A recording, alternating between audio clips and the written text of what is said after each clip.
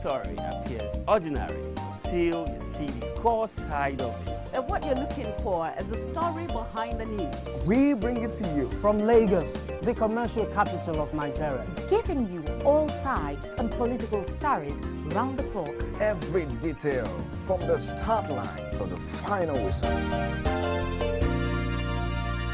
CoreTV News, expanding your view.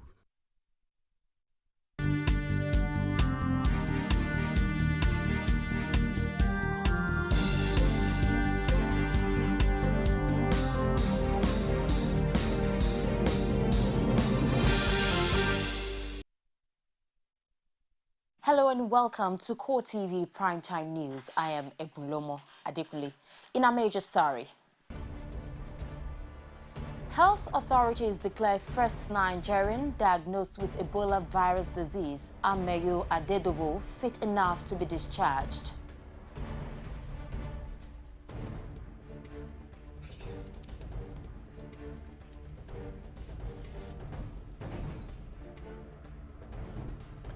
Organizers of the annual Osun-Osogbo Festival ban foreign tourists from this year's event over Ebola fears.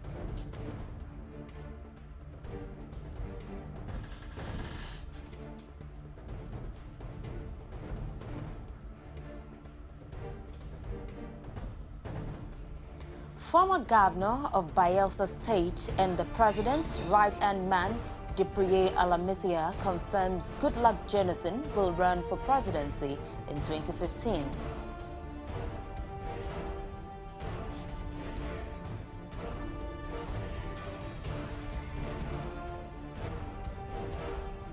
Outside Nigeria, the popular English Premier League kicks off new season with Louis van Gaal losing his first match as manager in charge of Man United at Old Trafford.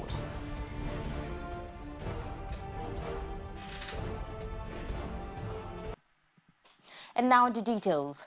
The first Nigerian diagnosed with Ebola virus disease has been declared fit enough to be discharged. Ameyo Adedovo, a medical doctor who contracted the disease from the late Liberian American Patrick Sawyer, has been released from the quarantine center in Lagos. Nigeria's health authorities say the senior consultant was cleared to go home after she recovered from the disease. Meanwhile, Lagos State government has denied the reported case of death of persons infected with Ebola virus at the Alimosho General Hospital, Igodu, or any of the other government hospitals in the state. In a statement by the State Commissioner for Information and Strategy, Lateef Ibirogba, the government dispelled rumor making the rounds that an Ebola-infected person had died at the government-owned hospital in Alimosho. It says the State Commissioner for Health, Jide Idris, had addressed the issue during the last Ebola virus disease update press briefing, where he assured residents of the state that a hospital was safe and medically sound for them to patronize. Ibirogba cautioned residents against sending panicky, unsubstantiated messages through the social media network, adding that the Ebola virus disease is being properly managed by the state government in collaboration with the federal government and other international partners. He stressed that the state has opened an isolation ward for the treatment of Ebola virus-infected persons, where they would be adequately managed by experts in line with the World Health Organization standards. He explains that only 4 deaths, including the index case, have been recorded in the country since the deadly disease was imported by the Liberian, adding that all hands are on deck to get rid of the disease. Determined to prevent the spread of the deadly Ebola virus to the state, the Osun State government has announced that the age-long traditional festival of Osun-Osogbo will be celebrated in a low-key atmosphere. The government added that both local and foreign tourists have been barred from this year's event. Rashid completes the story. Many countries in the West Africa sub-region is now a no-go area for tourists due to the outbreak of the deadly Ebola virus. In the last 6 months, the scourge has claimed over 1,000 lives in the region. A Liberian-American diplomat, Patrick Sawyer, imported the disease to Lagos in July, and the country has recorded 4 deaths from his primary contacts. The yearly Osun-Osogbo Festival is an age-long traditional celebration known throughout the world as one event that attracts thousands of individuals across the globe to Nigeria. Deeply concerned about the spread of the Ebola virus, the government of Osun State announced that the only way to keep the people of the state safe is to have a low-key celebration without tourists this year. In our effort to make sure that the dreaded virus does not find its way to our midst, government has at great pain decided to restrict the influx of tourists into the state for this year's Osun-Osogbo International Festival.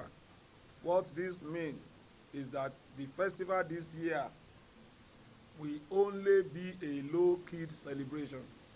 Only the traditional worshippers and well-wishers who are residents in the state will be allowed to partake in the celebration to minimize bodily contacts between persons, which is the primary mode of transmitting the virus.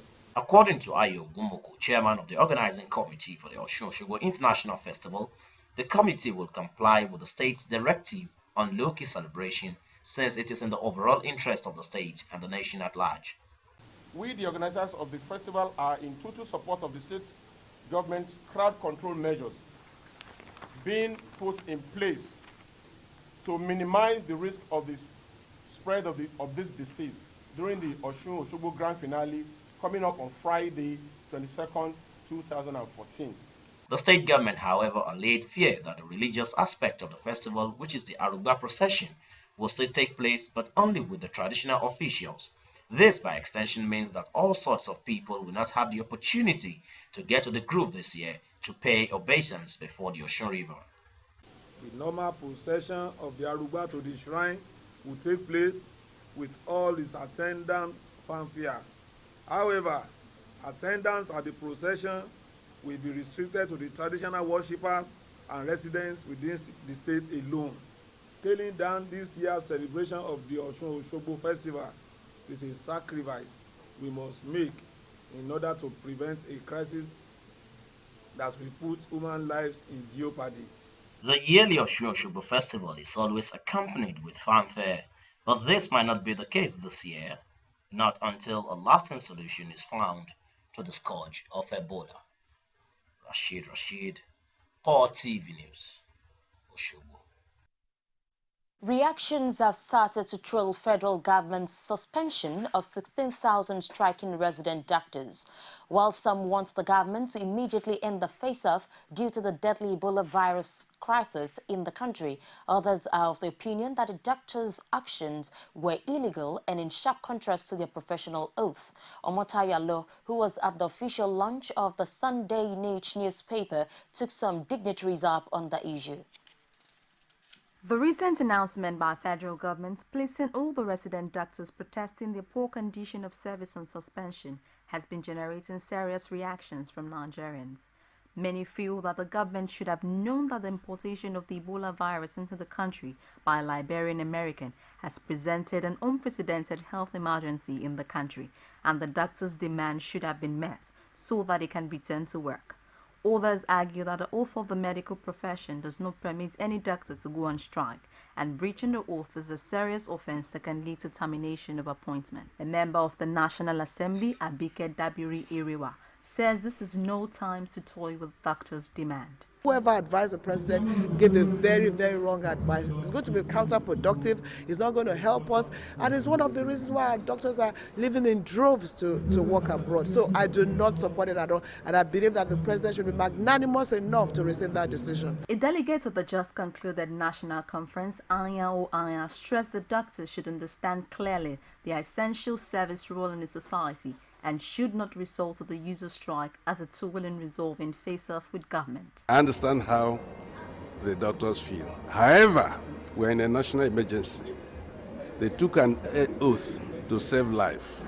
And when you get to the point where it's a matter of life and death for the millions of Nigerians, no doctor has the responsibility, unless he's irresponsible and amoral, to say he will not give his service. Chairman of All Progressives Grand Alliance Party, Victor Ume, encourages government and the striking doctors to find a quick resolution to the face-off in order to guarantee a healthy society. Doctors, by their training, are not supposed to go on strike.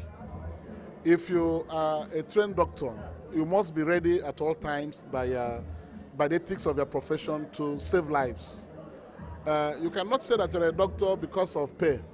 For example, you allow somebody who is sick to die. It's an immortal sin. It is very obvious that there is a health emergency in the country, with 4 deaths recorded from the Ebola virus and several others still under surveillance for the disease. Government and doctors should come to compromise to save the afflicted ones. Omota Yualo, CoreTV News, Lagos. President Goodluck Jonathan may not have formally declared his intention to seek re-election. One of his closest associates insists that the president's eyes are on a second term in office. Dipriye Alametia told journalists in Abuja that Jonathan would not only contest but would also win. He spoke on the sidelines of the final session of the just concluded national conference. The president will contest and he will win convincingly, and it's authoritative. He will win convincingly. He will have pan-Nigeria mandate to rule. There is nothing like APC. You know that. Or you want to hear from me? Go ahead, sir. You want to hear from me? Yes. APC is dead.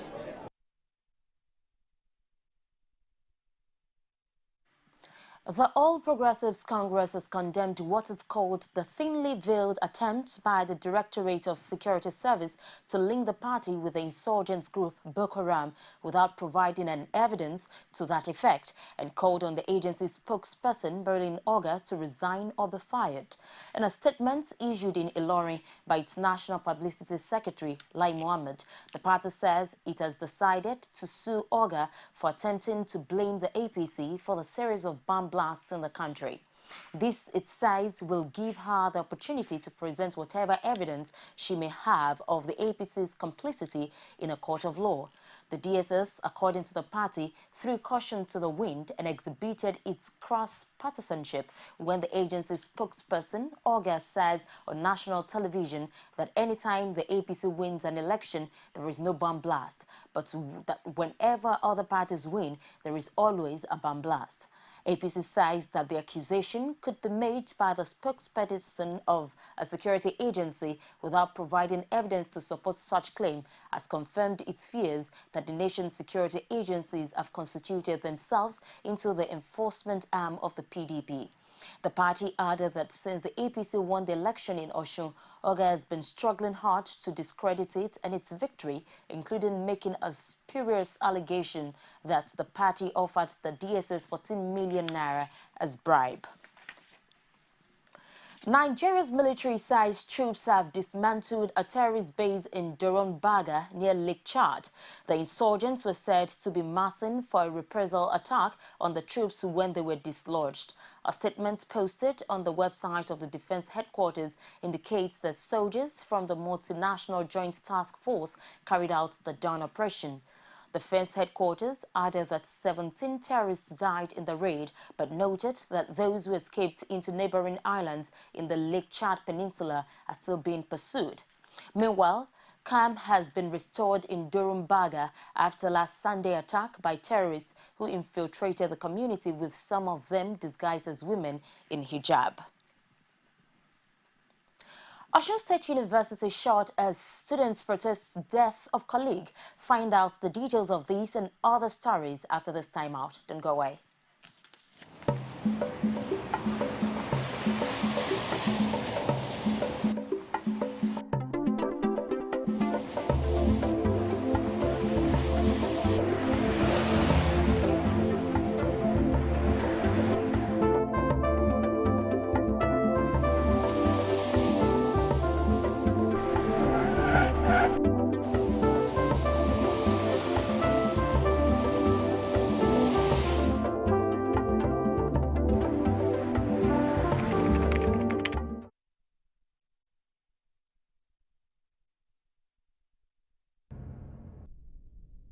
You can now watch CoreTV News live from anywhere in the world on our website www.coretvnews.com. Click on Live TV on our website and watch us live. And welcome to CoreTV Primetime Days. To follow us on Twitter, click on Twitter icon on our website. On Facebook, click on the Facebook and YouTube to see all our previous news production. You can also watch us live on YouTube. Click CoreTV, leave a space, then News. CoreTV News, a 24-hour news station. From the capital markets, we bring information on stock market reports, talk about GDP and economic growth, showcase entrepreneurs and startups, bring on financial experts to analyze and share the views on financial issues affecting the economy. On Business Weekly, we bring business to you.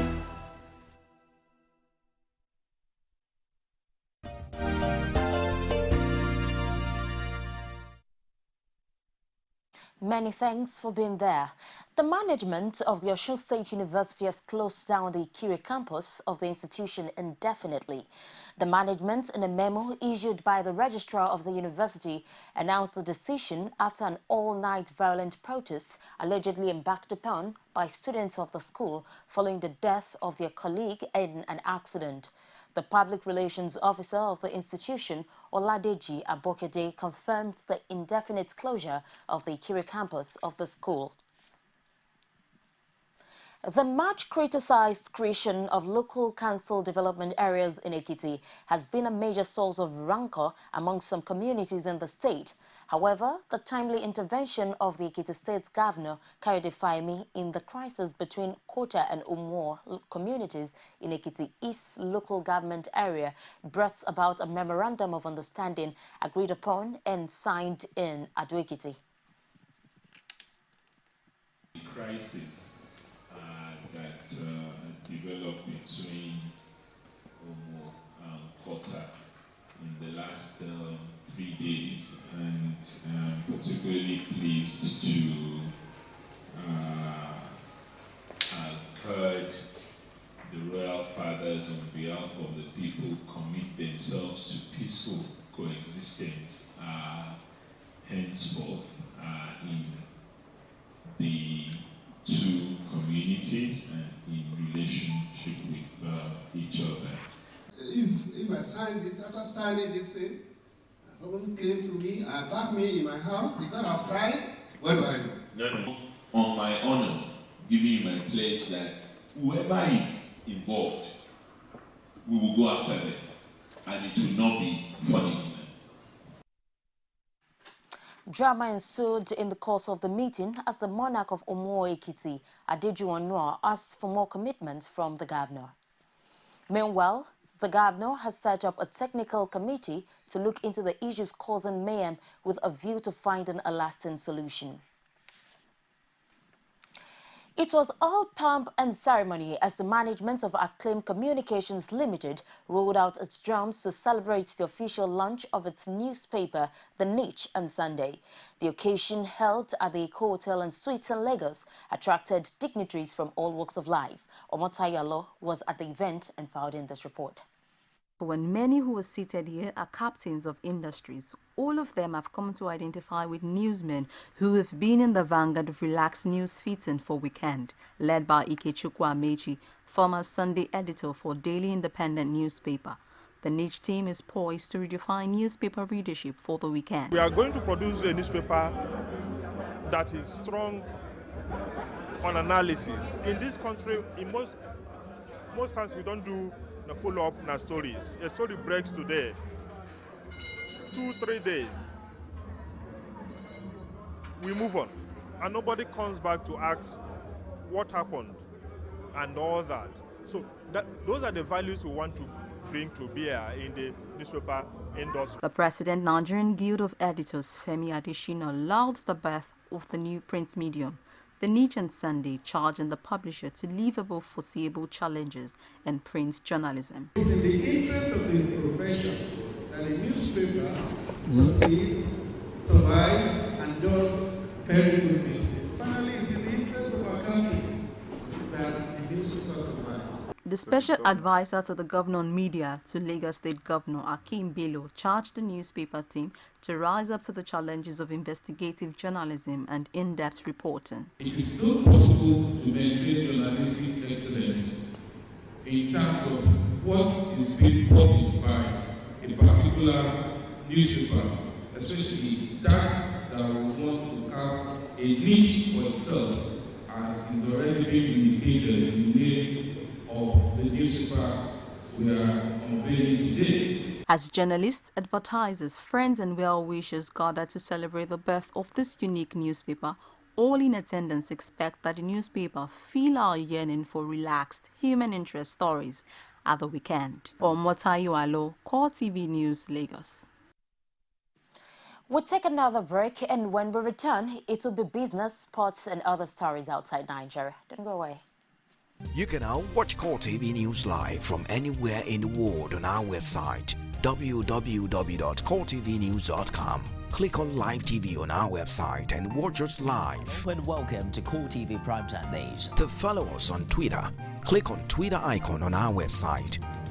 On Facebook, click on the Facebook and YouTube to see all our previous news production. You can also watch us live on YouTube. Click CoreTV, leave a space, then news. CoreTV News, a 24-hour news station. Nigerians continue to the city of Lagos. There is still a poor level of Be the first to know. From the north, south, east, west and around Africa, we break the news. We are one Nigeria. Now you can catch all the actions live as the news breaks. We are CoreTV News. Welcome to CoreTV, a 24-hour news station.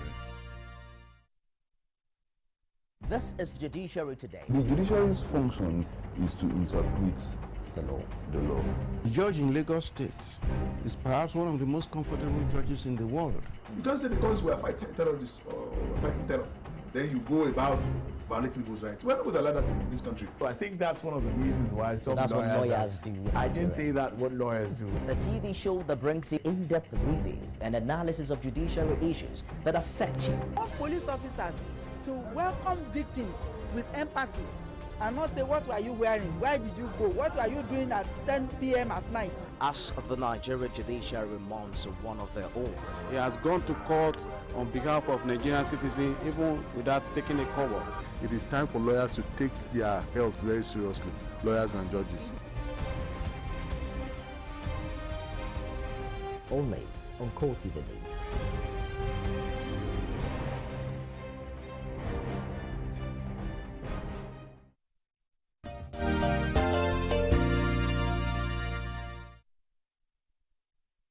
Thank you for being there. And now in business, the Director General, Bureau of Public Enterprises, Benjamin Dickey, says power privatization in the country has started yielding result with 18-hour uninterrupted power supply to consumers in Lagos.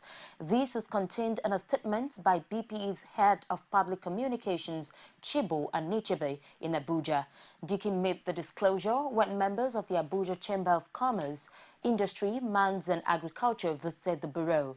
While appealing to Nigerians to be patient with the new owners of the power assets, he pointed out that the establishment of the Nigerian Electricity Regulatory Commission, the Debt Management Office and National Pension Commission represented government's resolve to reform the economy.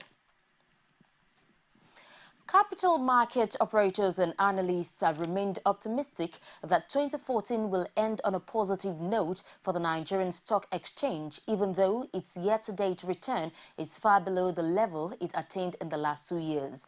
A turbulent start in 2014 caused the NSE All-Share Index to close the first quarter negative at -6.24%.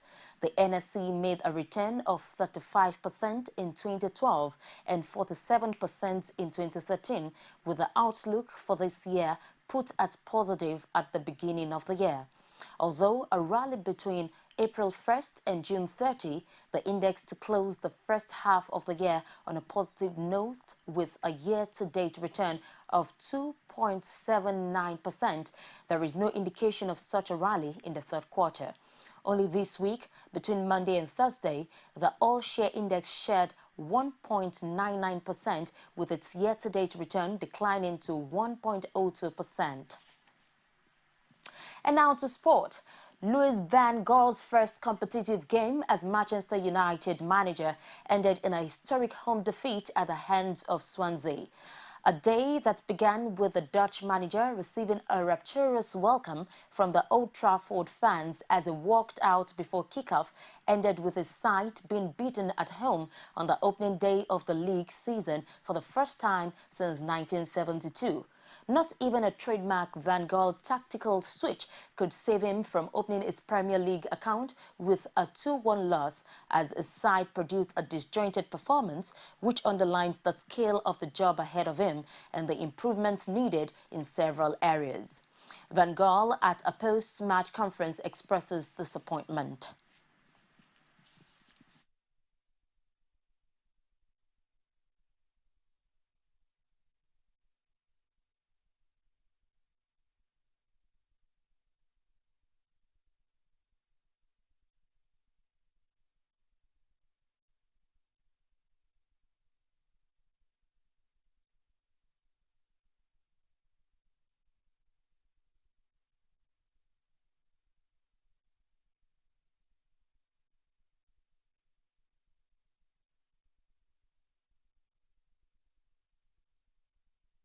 Stoke City have signed Chelsea winger Victor Moses on a season-long loan.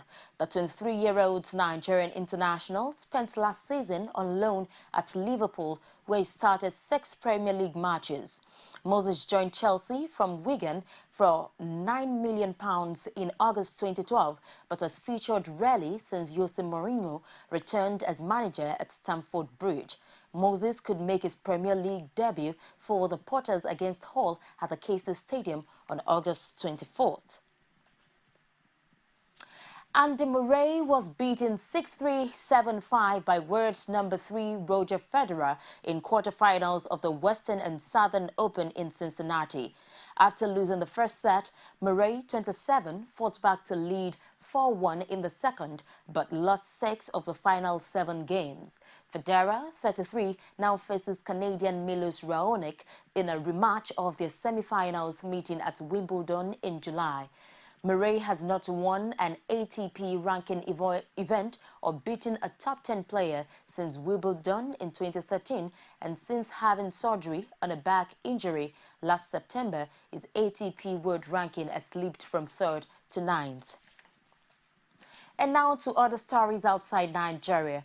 Pakistan's cricketer turned politician Imran Khan says he would continue to lead protests in Islamabad along with thousands of his supporters until Prime Minister Nawaz Sharif steps down. Khan says that May 2013 general elections that brought Sharif to power in a landslide was rigged, and he demanded that he resigns and hold new polls. The report. Addressing a rally after leading protesters from eastern city of Lahore, Khan says he will stage a sit-in that will continue until Sharif leaves office. The demonstration is a combination of long march in reality, a motorized cavalcade that set off Thursday from the eastern city of Lahore to try to topple the government. The marches took more than 36 hours to reach the capital, as convoys made stopovers in various cities along the road, where they were warmly welcomed. A populist cleric, Tahir-ul-Qadri, also led thousands of his own followers alongside Khan. Both Khan and Qadri plan to rally in Islamabad until their demands for Sharif's resignation and for electoral reforms are met. Police and witnesses say activists from Khan's Pakistan Tehreek-e-Insaf party clashed with supporters of Sharif's Pakistan Muslim League in the town of Guranjwala, some 200 kilometers southeast of Islamabad. Khan told Airy Television News shots were fired on his march, an allegation denied by police. CoreTV News learned that up to 40 youths were following the convoy and shouted slogans clashed with workers from Khan's party before being dispersed by police. Supporters of PTI, which came third in last year's elections, also lined up to welcome the convoy in towns along the Grand Trunk Road that links Lahore and Islamabad.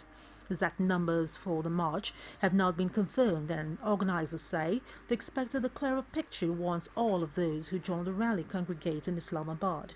Khan, however, hailed it as a success and says 1 million people took part. Somali government and African forces battled a powerful warlord in Mogadishu, with security forces then storming a major radio station critical of the fighting and arresting journalists. Witnesses reported at least 5 dead in a gun battle lasting several hours after the army backed by African Union troops launched a pre-dawn assault on the base of warlord Ahmed Dai in a bid to disarm his militia. There were bursts of intense gunfire and heavy explosions, with rocket-propelled grenades fired by both sides, reporting at least 5 deaths. Dai, however, escaped the attack and is reported to be on the run. After fighting calmed, security forces turned to one of Mogadishu's main radio stations, Radio Shabelle, arresting 20 staff and seizing equipment, with a security official accusing it of negative broadcasts about military operations. U.S. authorities on Friday identified the officer who shot dead an unarmed black teen in Missouri town of Ferguson last weekend, sparking protests and riots. Ferguson Police Chief Thomas Jackson, speaking to reporters, named the officer as Darren Wilson, a 6-year veteran of the police force. The victim, Michael Brown, was killed in broad daylight on Saturday, with witnesses and law enforcement providing conflicting accounts of how the 18-year-old lost his life.